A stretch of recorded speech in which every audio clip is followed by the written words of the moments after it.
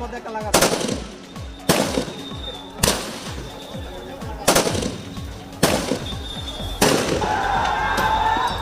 জুলাই শুক্রবার চতুর্দিকে গোলাগুলি সংঘর্ষ।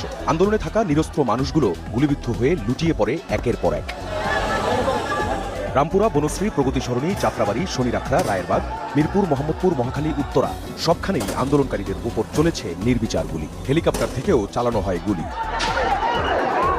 দূর থেকে স্নাইপারের এক একটি গুলিতে মুহূর্তেই প্রাণ যায় আন্দোলনকারীদের। কেন আমাদের গুলি করলো ভাই? আমরা বিচার চাই। হেলিকপ্টার দিয়ে গুলি ফায়ার করছে। এগুলো আমাদের দুটো বাচ্চা মারা গেছে, একটা 15 বছরের আর একটা 12 বছরের। এখনো গুলি করছে, তিনজন চোখের সামনে হাতে গুলি করছে, এখনো আসলো। এই যে আমার সামনে রক্তাক্ত অবস্থায় এখনো রক্ত ফালানো। আসলে তো আমার সাথে একটা লোক পোলার চোখে ঢুকে আছে। আহতদের নিয়ে আশপাশের বিভিন্ন হাসপাতালে ছুটোছুটি করতে থাকে সাধারণ মানুষ।